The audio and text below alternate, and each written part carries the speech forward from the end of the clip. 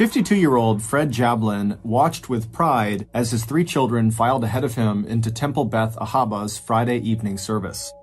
The night, October 29, 2004, was cloudy and cool, and in Richmond, the capital city of Virginia, the maples and oak trees were still decked out with red and gold fall foliage. Even in the twilight darkness, the autumn colors glowed around the synagogue, the oldest Jewish house of worship in the city of almost 200,000 residents. Just the sight of Beth Ahaba and the graceful columns that fronted the stone and brick building always made Fred feel better, a little less anxious and a little less worried. And every time he walked past the familiar plaque outside the temple and read the words, quote, "What doth the Lord require of thee? Justice, mercy, humility," Fred reminded himself that those 3 qualities had already helped him get through the worst years of his life. And he believed now that those same 3 qualities, justice, mercy, humility, would help guide him and his son and 2 daughters into a happier future. As the Jablins took their usual seats and exchanged quiet greetings with friends and acquaintances, Fred did what he always did. He made a point of reflecting on just how important religion, community, friendship, and the support of his colleagues at work were to his life and his family. And the power of gratitude was just one of the very hard lessons Fred had learned during the last 5 years, when the cracks in his marriage of almost 2 decades had become too deep to patch up. As a well-known and highly regarded college professor who had been one of the early pioneers in the field of organizational communication, Fred had truly believed 5 years ago, back in 1999, that he and his ex-wife, Piper Roundtree, could work together to resolve their differences. But that was before he had found out about his wife's affair with a local doctor. And while that affair was the tipping point for Fred's decision to file for divorce the next year, in March of 2001, that affair had really just been the final betrayal in a series of events that still had the power to shock him, even now, 2 years after he and Piper had officially ended their marriage. As Fred settled into his seat and prepared for the Shabbat, the service that would celebrate God's creation of the world and mark the beginning of a 24-hour period of rest and reflection, he thought how close he had come to losing his job and to losing the trust and respect of his neighbors and coworkers. In the terrible lead-up to the divorce, Piper's behavior had become more and more erratic. The medications she was taking for depression and attention deficit disorder did not seem to be enough to stabilize her moods or decrease her sense of anxiety or discontent. But it wasn't until Piper began calling police and reporting that Fred was physically abusing her and accusing him of trying to drug her that Fred had finally understood just how broken their relationship really was. By then, they had already tried marriage counseling, and Piper had moved out of their family house several times to stay with her best friend in Richmond. But even then, somehow Piper and Fred had still managed to limp along, despite the difficulty Piper had in holding a job, despite the fact that she had a law degree, and her increasing unreliability in caring for the kids, even after she chose to stay at home rather than work outside of the house. But then came the afternoon 4 years ago when police arrived at the University of Richmond, where Fred had a tenured teaching position. Earlier that day, Piper had gone to the Henrico County Magistrate's office and sworn out an arrest warrant and restraining order against her husband. Of course, it hadn't always been that way. Back when Fred, an up-and-coming professor, and Piper, a student in her final year, met back in 1981 at the University of Texas in Austin, they seemed to have exactly nothing in common. And when Fred, who was 8 years older than Piper, first met Piper through another professor, Fred did not even recognize her as one of the many students who had attended one of Fred's classes the year before. While 21-year-old Piper was one of 5 children from an old Texas family that had lived in Harlingen, a small town just 30 miles north of the Mexico border, 29-year-old Fred was one of 2 brothers who were born and raised in a mostly Jewish working-class neighborhood just 20 miles east of New York City. While Piper was hands down beautiful, with her dark hair and dark eyes and petite but athletic build, Fred was thin and balding and completely average-looking, except for the intelligent eyes and the playful grin that clued people in to his wry and entertaining sense of humor. And their outlook on the world turned out to be just as different as their appearances. Fred was a great believer in rational thinking, and where he viewed the world in terms of black and white and took great comfort in set routines, Piper was a free spirit who loved to paint and who would, over time, fill the couple's house with adopted and rescued animals, from birds to a pet ferret. But 2 years after their first meeting, Fred and Piper were married, and over the next 6 years, Piper would eventually get her law degree, cycle in and out of 2 jobs, and then give birth to their oldest child, their daughter Jocelyn. Their son Paxton would arrive 3 years later, and their youngest, Callie, would arrive 3 years after that. And for a long time, it seemed like Fred and Piper's differences actually brought out the best in each of them. Fred became less rigid in his thinking, and Piper seemed to blossom in the light of Fred's affection and devotion to her and the children. But over time, the charm of their opposite personalities seemed to wear very thin. Fred was never a big fan of Piper's family and took to skipping Piper's family reunions. For her part, Piper didn't really connect with Fred's family either, and when his parents died, she opted not to go to either of their funerals. But when Fred got the job offer from the University of Richmond, which came with a $30,000 a year bump in pay, both Piper and Fred agreed that, financially at least, the move from Texas to Virginia made all kinds of sense for their family. The extra money meant that Piper did not have to worry about working if she didn't want to, and she could hire a cleaning service to take care of the house, along with a nanny who could help with the kids. And at first, Fred was sure that the move had given all of them a fresh start. But by 1995, 12 years after they had gotten married, and just 1 year after their move from Texas to Virginia, Fred and Piper were seeing a marriage counselor. Piper was just not able to pass the Virginia bar exam. That's the test that would have allowed her to practice law in Virginia. And even though she had been reluctant to leave her close-knit family in Texas, Piper was not prepared for just how much she missed her mother and siblings. Particularly her older sister Tina, who had always been available to help babysit the kids and to take Piper's side in any of the complaints Piper had about Fred. Prone to postpartum depression, the arrival of the Roundtree Jablin's third baby a year after the move to Virginia seemed to send Piper into a tailspin. But even therapy, both marriage counseling and private therapy with a psychiatrist, did not stop Piper from racking up nearly $52,000 in credit card debt any more than it would reverse the couple's slide into divorce a few years later. But still, nothing in those rocky years could have prepared Fred for that afternoon when Piper had orchestrated his arrest on that charge of domestic violence.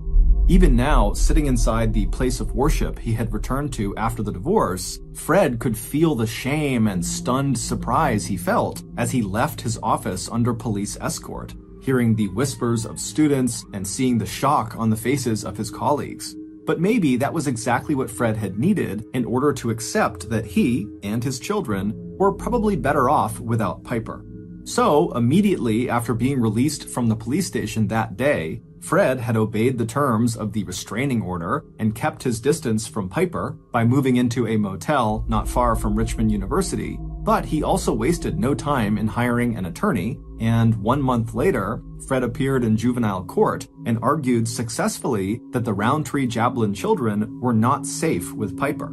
And when the judge examined the evidence of Piper's erratic behavior, the times when she had simply forgotten to pick the children up from school or other activities, and the complete lack of evidence that Piper was a victim of domestic violence, the judge granted Fred temporary custody of Jocelyn, Paxton, and Callie. Until that moment, Fred had believed that the love he and Piper shared for their 3 kids might be enough of a foundation for them to have a civil divorce. Instead, the children became the battlefield for a bitter custody fight.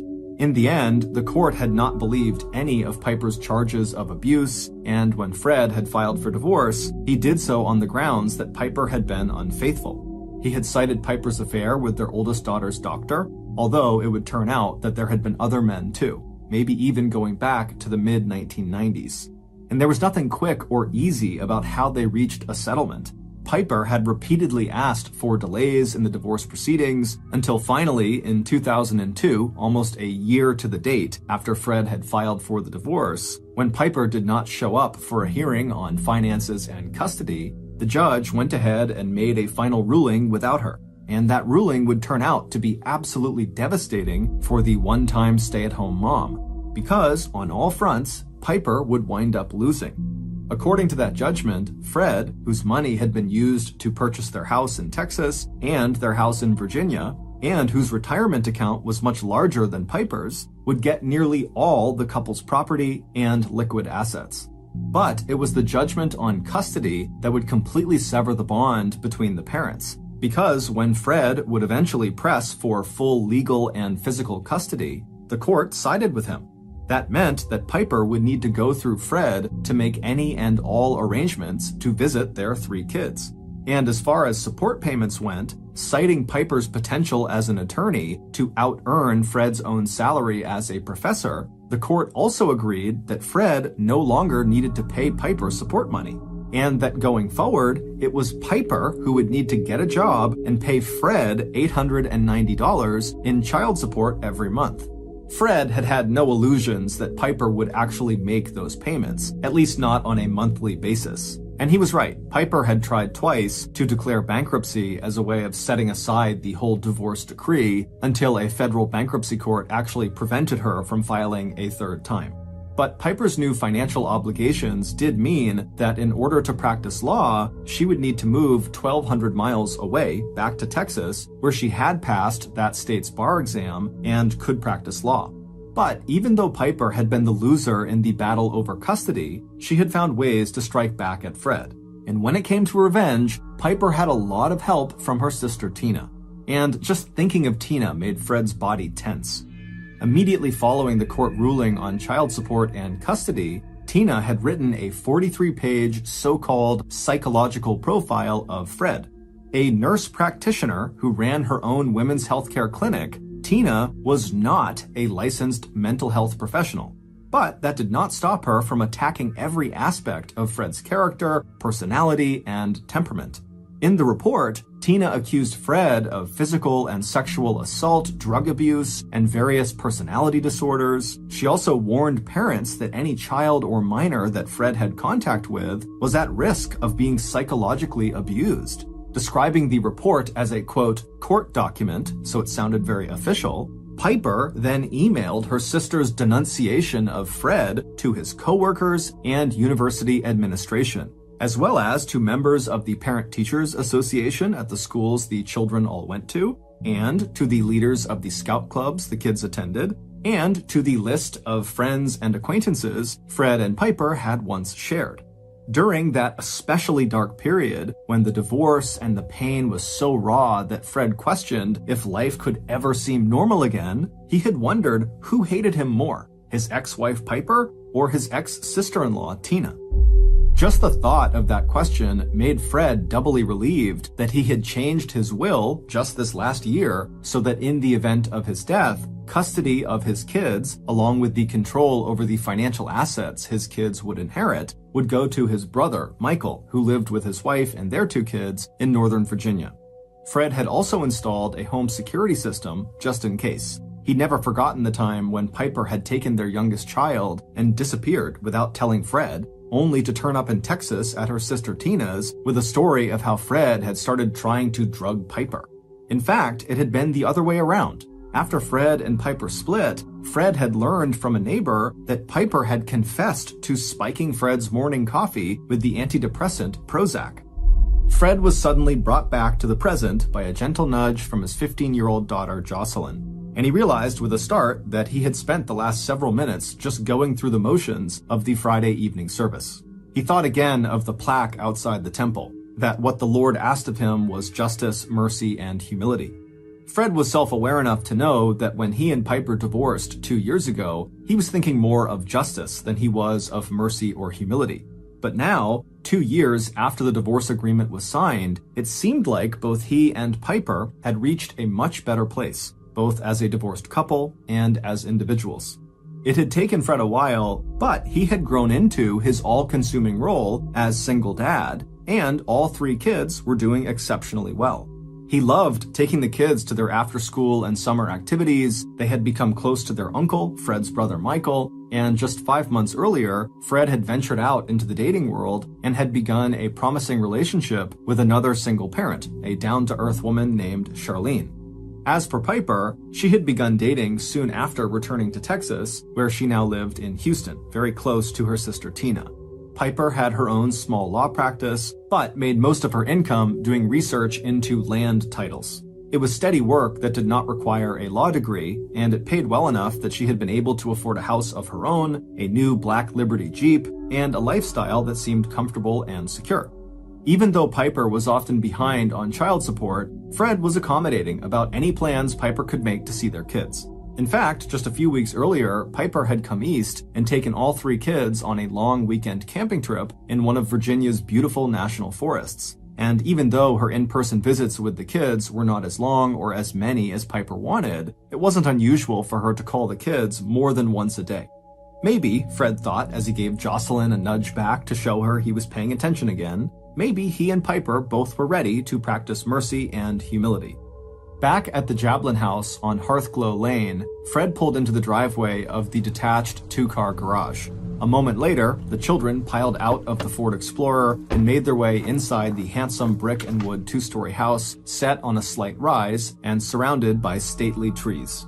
Halloween had always been Fred's favorite holiday, and he and the kids had bagged up most of the fallen leaves and stuffed them into leaf bags that were the shape and color of carved orange pumpkins. Throughout the quiet and affluent subdivision, with its neat green and white welcome sign that read Kingsley, homemade scarecrows and ghosts made out of white sheets watched over the comfortable homes, all set back from the road, some with living rooms and kitchen lights shining through the windows. Once inside 1515 Hearthglow Lane, Fred wasted no time shepherding the 3 children off to bed. It was around 10 p.m. when he had said his final goodnight and headed back downstairs to clean up and give Charlene a call before heading to bed himself. By the time Fred had switched off his bedside light and settled down to sleep, the painful memories of the past had been replaced with a sense of pleasant anticipation for the weekend ahead.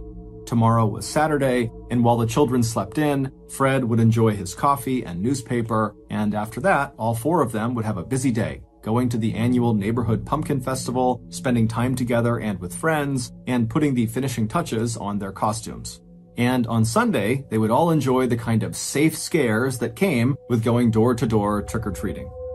At 6:37 a.m. the next morning, Fred Jablin's next-door neighbors awoke from a deep sleep to the sudden sound of 3 gunshots. Getting out of bed and stepping to the open window, former Marine Bob McCardle pushed aside the curtain and saw a shadowy figure running across his front yard and then disappearing into neighboring house lots. While dogs began barking and other neighbors were wondering if a car had backfired or if a hunter was shooting ducks down on Tuckahoe Creek, Bob immediately picked up the phone and called 911. Within minutes of the call, 3 officers from Henrico County Police Department were climbing out of the patrol car in front of the McCardle home.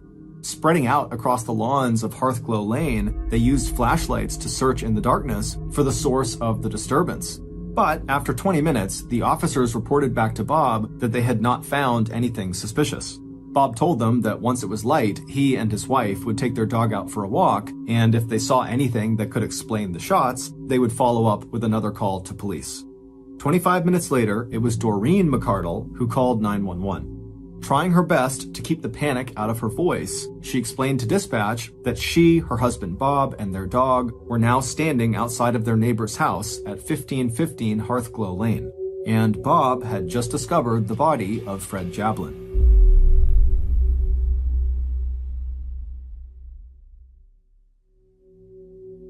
The single dad and prominent Richmond University professor was lying in his driveway alongside the family car, his body stretched out on a thin carpet of blood-soaked leaves. This time, Henrico police responded with a flood of emergency and medical personnel, and within minutes, the quiet neighborhood was alive with flashing lights and sirens. But their response was too late. Fred Jablin was dead. Even as officers strung yellow crime scene tape around the half-acre lot of the Jablin home, a SWAT team had entered the house to make sure the murderer was not inside, and if necessary, to rescue the 3 sleeping children. But the house was empty except for Fred's kids. As Jocelyn was escorted out the back door so she would not see her father's body lying in the driveway, the 15-year-old turned to the police officer at her side, and she asked him to please make sure her brother, sister, and father got out. By 8:30 a.m. that Saturday morning, Henrico County homicide investigator Kobe Kelly had arrived on the scene and pushed the investigation into high gear. A 4-year veteran of the police force, the 6-foot 2-inch tall detective was just 32 years old, but he had a well-deserved reputation for professionalism and for getting results. The Roundtree Jablin children were quickly sheltered at the home of a local police officer who knew the Jablins and lived in the same area. A special victims unit was on its way to help break the terrible news of their father's death and to find out what the children may have heard or seen that morning. Detective Kelly's initial examination of both the outside crime scene and the inside of the house showed no evidence that this had been a robbery gone wrong. There was no sign that anything had been taken. And unfortunately, the neighbor who had made the 911 call to police after hearing gunshots and seeing a figure run across his front lawn could not even identify whether that person had been a man or a woman. Hopefully, the crime scene techs, who were already there collecting any physical evidence and dusting for fingerprints, would be able to provide more information. But at first glance, it looked to Kelly like this had been a premeditated crime, planned by someone who must have known Fred Jablin's morning routine well enough to be lying in wait for him when he stepped outside in the dark that morning to pick up the newspaper that had been tossed onto his driveway.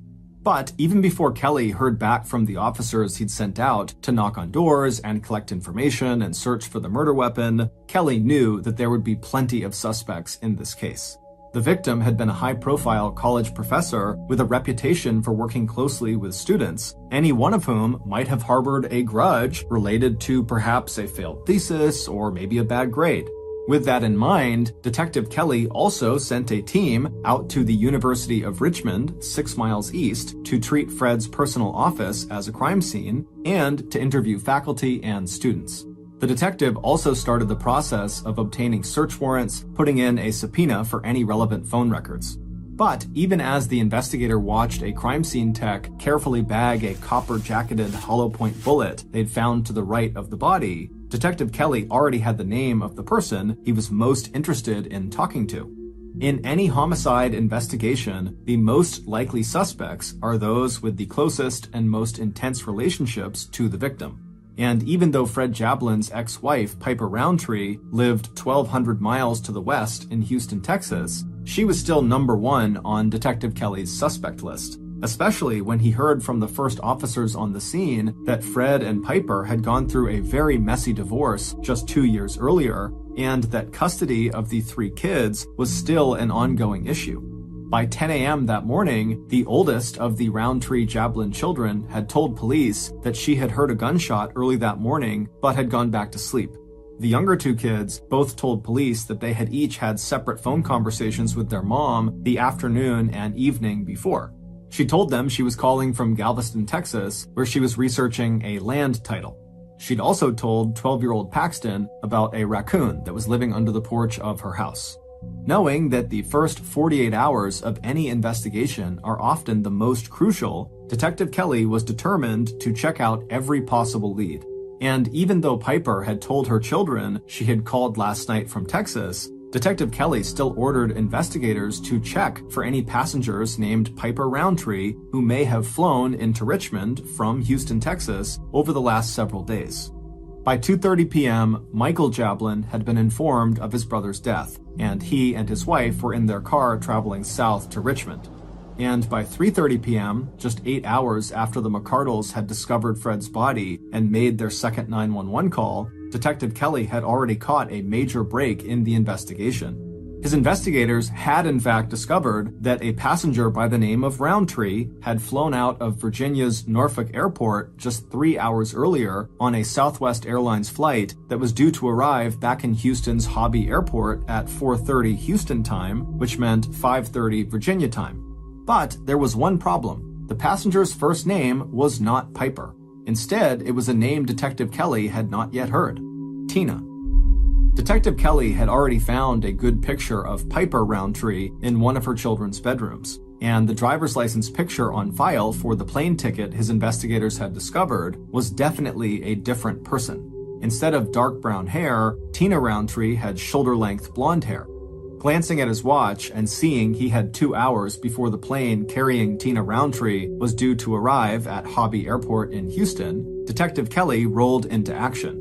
Contacting police in Houston, he sent them pictures of both Piper and Tina Roundtree and asked them if they would go to Hobby Airport in time to locate a passenger getting off that Southwest Airlines flight who looked like either of the two women.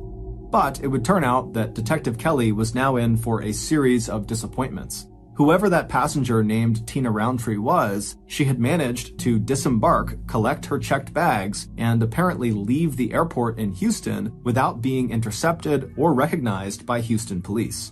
And when Officer Kelly finally reached Piper Roundtree by phone in Houston that night at 9 p.m., 14 hours after Fred had been declared dead, it would turn out that Piper Roundtree would have a rock-solid alibi for the time of the murder. And after being informed by a friend in Richmond about Fred's murder that morning, the only thing Piper wanted to talk about now was where her children were, who was taking care of them, and how they were coping with this devastating news. By now, Detective Kelly had also been filled in on the identity of Tina Roundtree, Piper's older sister, who also lived in Houston. Realizing that he would need to conduct this investigation in 2 different states, Detective Kelly and his partner headed to Houston to interview the Roundtree sisters. Before leaving, the lead investigator assigned Detective Chuck Hanna and one other investigator to follow up on leads in Richmond. At Detective Kelly's first official interview with Piper on Sunday, October 31st, Fred's ex-wife denied any involvement in Fred's murder.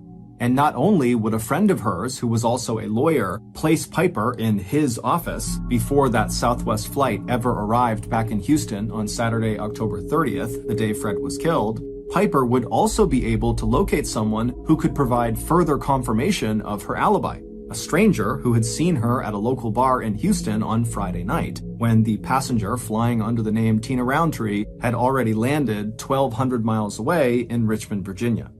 As for Piper's sister, Tina Roundtree, where Piper had reacted to the news of Fred's death by wanting to talk about when she could see her kids again, Tina had reacted to the news by being aggressive in her criticism of Fred. She held nothing back when it came to listing his faults as a father, a husband, and a human being. But even though the hatred Tina expressed was strong enough to constitute a possible motive for Fred's murder, Tina, who had been seen at her health clinic over the weekend, also had an alibi for the Friday night before Fred's murder and the Saturday morning when he was found dead by his neighbors. And both sisters pointed to alternative suspects that were much closer to 1515 Hearthglow Lane than Texas was. First on that list was Michael Jablin, the brother who stood to gain control of Fred's financial assets. And what about Fred's latest love interest? Had police interviewed Charlene yet? And finally, without providing any names, Piper also hinted darkly at enemies Fred had within the University of Richmond. And when Virginia investigators dug deeper into the money trail behind the passenger tickets belonging to the still unidentified person who traveled under the name Tina Roundtree, the case only got more confusing. The airplane tickets had been purchased by Piper's former boyfriend on a credit card he said he hadn't used in weeks and had assumed was lost. And when investigators in Richmond found a reservation under the name Tina Roundtree at a motel in Richmond for the night before Fred's murder, the name of the person who actually checked into that room showed up in the motel records as Geraldine Smith. And drifting in the background behind the Roundtree sisters, there was Tina's on-again, off-again boyfriend who had recently taken Piper off to a shooting range for some target practice. Meanwhile, both Piper and her sister Tina started ducking out on any more interviews with law enforcement. Instead, the two sisters checked into the expensive and stylish Houstonian Hotel in central Houston. The only thing Piper seemed to care about now was arranging a court hearing in Virginia to get custody of her 3 kids. And Tina, who had appointed herself as Piper's guardian and champion, was there to support Piper and keep the press and police at bay. So despite a promising start, 3 days after the Virginia police had arrived in Houston, Texas, progress into Fred Jablin's murder came to a stuttering halt. And even though detectives in Richmond had turned up some promising evidence, What police needed was someone who could positively identify the airline passenger who went by the name Tina Roundtree and then place that person in Richmond at the time of Fred's murder. And on Wednesday, November 3rd, 5 days after Fred Jablin was killed, police finally got the tip they needed to break the case. Based on an interview with a Southwest Airlines ticketing agent and the deconstruction of hundreds of cell phone calls placed during the days before and after Fred Jablin's death, here is a reconstruction of what happened outside of 1515 Hearthglow Lane on the morning of Saturday, October 30th, 2004.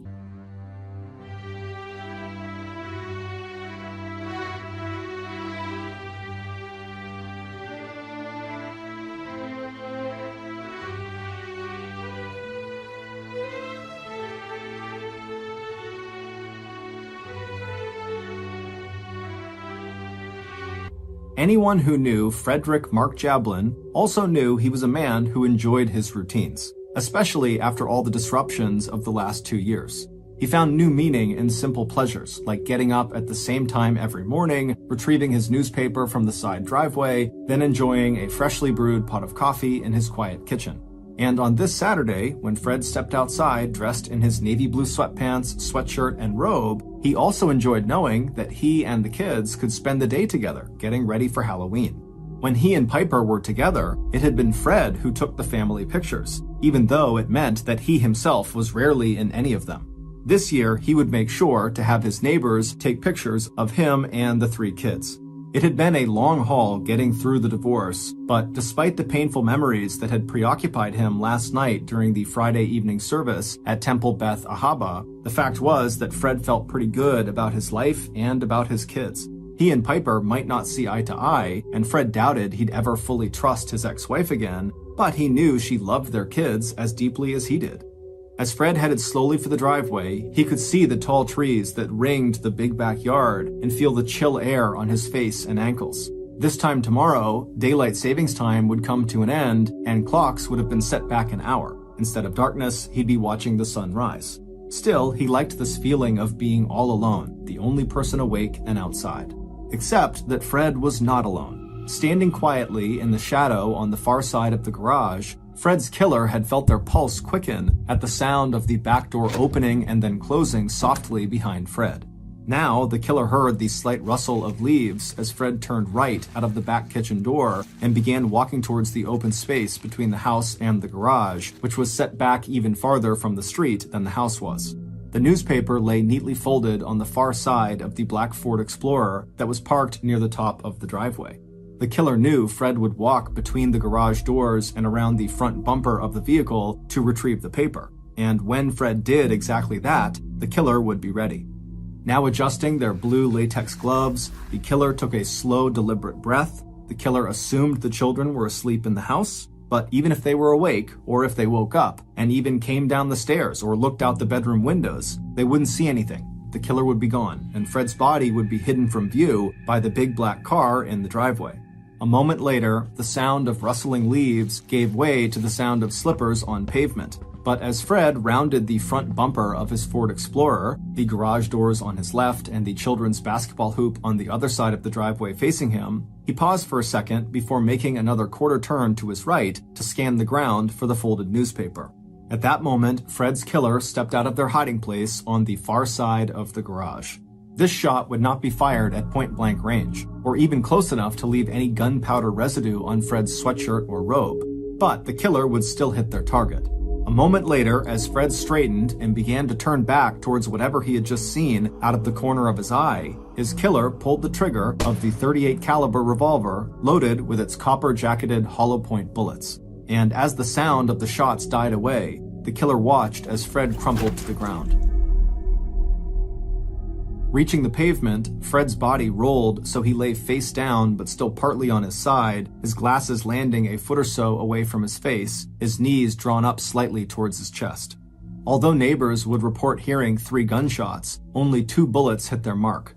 The second shot entered the soft tissue of Fred's right arm back to front, the bullet traveling downward and missing any vital tissue. That was the bullet that would be recovered at the crime scene in just a few hours. It was the first shot that proved fatal.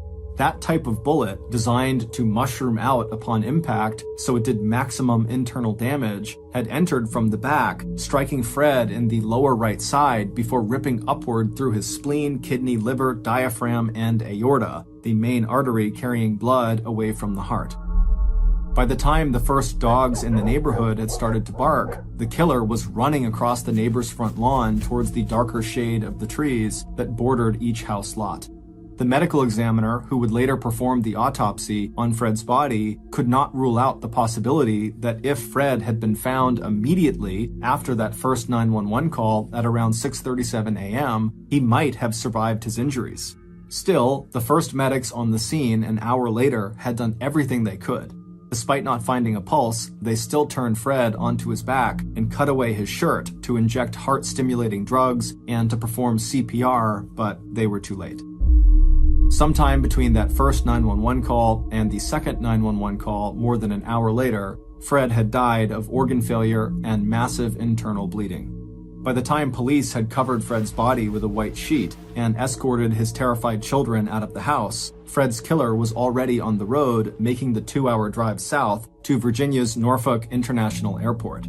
After returning their rented maroon minivan, Fred's killer made their way to the ticketing agent at Southwest Airlines. At 8:29 a.m., 2 hours after murdering Fred, the killer booked a flight first to Baltimore, 200 miles north, and then on from Baltimore to Houston, Texas. As Piper Roundtree handed the Southwest Airline ticketing agent her sister Tina's ID and the ticket Piper had bought using the credit card that she'd taken from her boyfriend, Jerry Walters, she made a quick adjustment to the blonde wig she was wearing over her dark brown hair, and she also made sure her sunglasses completely covered her brown eyes. A few minutes later, when Piper sat down in the waiting area until it was time to board her 12:30 a.m. flight back to Houston, she pulled out her cell phone and scrolled through the long list of calls she had made since arriving in Richmond 2 days earlier, on Thursday, October 28th. She was smart to have asked the receptionist at the motel in Richmond to change her name in the register from Tina Roundtree to Geraldine Smith, just one more way to throw police off her trail. And when the police did come to question her, she could honestly tell them that things with Fred were so much better now than they had been 2 years ago. But for Piper, her camping vacation earlier in the month with the kids had finally shown her that getting along better with Fred still wasn't enough. The person her children really needed wasn't their father, it was her, their mother. And soon enough, they would have her, and only her. As Piper tucked Tina's driver's license back inside her wallet, Piper looked closely at the small picture of her sister. Tina was a little taller and heavier, her hair was blonde and her eyes were a bright blue, but when Piper wore the wig and dark glasses, all people saw were the similarities in the sisters' faces and expressions and that wide Roundtree smile. But it would turn out that Piper's disguise, like her alibi, was not quite as good as she thought it was. 5 days after Piper Roundtree killed the father of her 3 kids, Detective Kelly from Virginia knew that in order to solve this murder investigation, he needed to get a positive ID on Southwest Airlines passenger Tina Roundtree. So, on the afternoon of Wednesday, November 3rd, the same day that hundreds of people were attending Fred Jablin's funeral service back in Richmond, the investigator made one more trip back to Hobby Airport in Houston. He tracked down the name of the Southwest Airline agent who had checked Tina Roundtree's ticket and luggage on her flight from Houston out to Richmond 1 week earlier on Thursday, October 28th. When he met Kathy Molly, the big detective from Virginia showed her Tina Roundtree's airline ticket and asked Kathy if she could remember anything about the passenger. A moment later, Kathy handed the ticket back with a friendly smile. "Yeah, I remember," she told the investigator. Kathy went on to say that the passenger was a very attractive woman, nicely dressed, but there was something else Kathy remembered too. The passenger was obviously wearing a blonde wig, and along with her suitcase, she was carrying a gun. And when Detective Kelly showed Kathy the pictures he now carried with him everywhere, one of Tina Roundtree and one of Piper Roundtree, Kathy didn't even hesitate before tapping the photo of Piper. "That's her," Kathy said. "That's the woman who checked the gun." On Monday, November 8th, 2004, 10 days after Fred was shot to death outside of his home on Hearthglow Lane, Henrico County Police charged his ex-wife, Piper Roundtree, with first-degree murder. Piper was arrested shortly after leaving a custody hearing in Virginia at which Piper asked the court to grant her, and not Fred's brother Michael, custody of the 3 Roundtree-Jablin children. In addition to having been identified as the passenger traveling to and from Richmond under the name Tina Roundtree, Piper's cell phone records had also placed her in and around Richmond from Thursday, October 28th through the morning of Saturday, October 30th, the morning of Fred's death. Even though Piper claimed that she and her sister Tina often used one another's cell phones, the phone that Piper used on Friday evening, the night before Fred was killed, to call her son Paxton and tell him she was in Texas, was the same cell phone that had pinged off cell phone towers in Richmond to connect that call to Paxton's cell phone. As for Piper's alibis, it would turn out that after checking credit card receipts, the man who had placed Piper in the Volcano Bar in Houston on that Friday night before Fred's murder had made a mistake. It had been Saturday night, after Piper had returned from Richmond, that she was seen at that bar. And although Piper's friend and former law colleague would insist to Virginia investigators that he had talked to Piper in Houston midday on Saturday before that Southwest flight from Baltimore arrived in Houston, it turned out that he had made an earlier statement to a reporter saying that the first time he had seen Piper in nearly a year was the day after Fred's murder, Sunday, October 31st, when she would have already been back in Houston for nearly 24 hours. On Saturday, February 26, 2005, 1 year and 4 months after Fred was murdered, a Virginia jury spent less than 1 hour in deliberations before coming back with a guilty verdict in the trial of Piper Roundtree. Her defense attorney argued unsuccessfully that the real murderer was Piper's sister, Tina, and when Piper herself took the stand, she implied the same thing, while at the same time insisting to the end that she herself had absolutely nothing to do with Fred's murder. When asked point blank if she wanted the jury to think her sister Tina committed the murder, Piper replied, "I have no idea what happened." Piper would use that same refrain when she was asked how her cell phone had appeared in Virginia in the days before and on the day of Fred's murder, or why she decided to brush up on her shooting skills the week before Fred's death, or why she had used her boyfriend's credit card to purchase a blonde wig, or how her black Liberty Jeep had wound up in the parking lot at the Hobby Airport in Houston from Thursday, October 28th to Saturday, October 30th, Piper told the jury she either had no idea how those things could have happened, or that they were just meaningless coincidences that had nothing to do with Fred's murder. 2.5 months later, on May 7th, 2005, Piper was sentenced to life in prison. Her first request for parole in 2020 was denied. She will be eligible for parole again in 2033 when she will be 72 years old. On Friday, November 4th, 2005, days before Piper's trial for murder, Piper's sister, Tina, pled guilty in a Houston courtroom to a charge related to Fred Jablin's murder, attempted tampering of evidence. Tina was fined $300 and sentenced to 80 hours of community service. Tina died in 2020. In 2006, a Virginia court granted full custody of Fred and Piper's 3 children to Fred's brother, Michael Jablin. We'd like to say a special thanks to author Catherine Casey, whose book, Die, My Love, a true story of revenge, murder, and 2 Texas sisters, was our main source in creating this podcast. Because Piper Roundtree has never admitted any guilt or involvement in the murder of Fred Jablin, we relied on the prosecution's evidence and theory of motive to create our reconstruction of this crime. If you're interested in finding out more, please see our source list for additional background and information.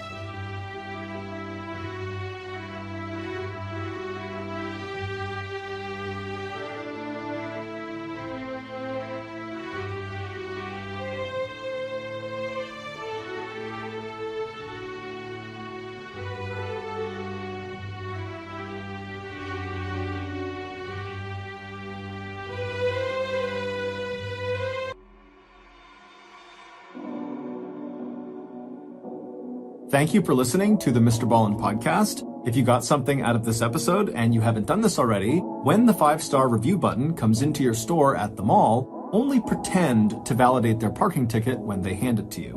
Also, please subscribe to the MrBallen podcast on Amazon Music, because starting November 1st of this year, 2022, our podcast is only going to be available on Amazon Music. However, from now until November 1st, you can still get the podcast on all platforms. This podcast airs every Monday and Thursday morning, but in the meantime, you can always watch one of the hundreds of stories we have posted on our main YouTube channel, which is just called MrBallen. We now have a registered 501c3 charitable organization called the MrBallen Foundation that makes it as easy as possible for you to join me, my family, and my team in supporting those whose lives have been most impacted by violent and heinous crimes. Monthly donors to the MrBallen Foundation Honor Them Society will receive free gifts and exclusive invites to special live events. But the real reward is helping to create a new ending to the story for victims of violent crime. Go to MrBallen.Foundation and click Get Involved to join the Honor Them Society today. If you want to get in touch with me, please follow me on any major social media platform and then send me a direct message. My username is just @MrBallen, and I really do read the majority of my DMs. Lastly, we have some really cool merchandise, so head on over to shopmrballen.com to have a look. So that's going to do it. I really appreciate your support. Until next time, see ya.